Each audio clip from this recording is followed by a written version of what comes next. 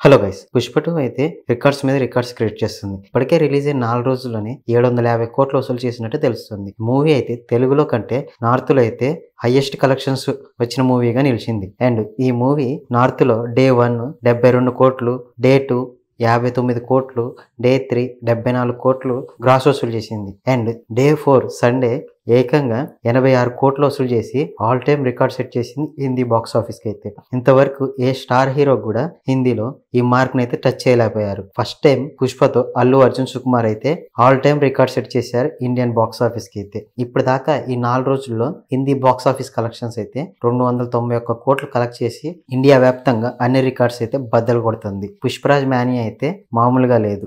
And ఒక థియేటర్లో అయితే పుష్ప మూవీ నడుస్తుంటే పటాసులు అయితే కాల్చారంట.